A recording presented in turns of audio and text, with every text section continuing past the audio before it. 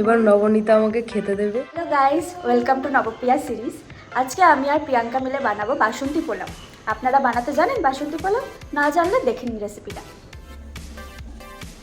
বাসন্তী পোলাও বানাতে আমাদের যে জিনিসগুলো লাগছে সেগুলো হলো আতপ চাল, এটা সর্বপ্রথম।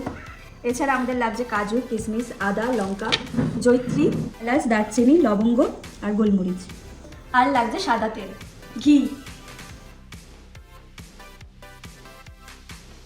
আতপ চালটা একটুখানি ধুয়ে নিচ্ছি, একটু ভালোভাবেই ধুতে হবে,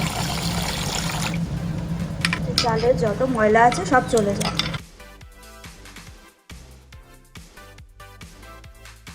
সাদা তেল দিচ্ছি,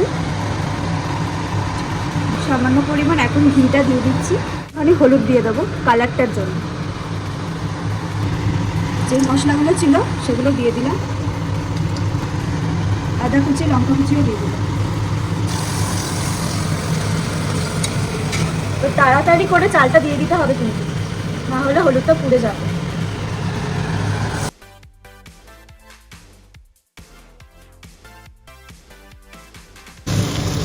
এই প্রসেসটা 2জন বা 3জনের জন্য পোলাও রান্না করার জন্য এটা পারফেক্ট।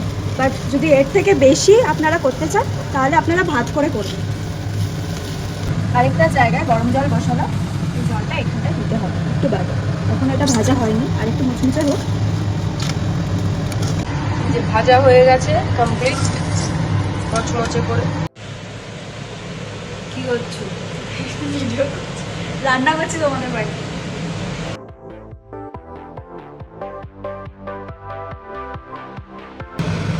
পরিমাণ মতো নুন দেওয়া হচ্ছে, এবার চিনি দিচ্ছি। Computer technology has been moving in a way that nothing else people have ever known. কাজু কিশমিশ দিয়ে দিচ্ছি, ঠিক আছে। ঘি দিয়ে দিলাম, যে ব্ল্যাক পেপার দিচ্ছি এবার। এবার কড়াইটা ঢেকে দিচ্ছি।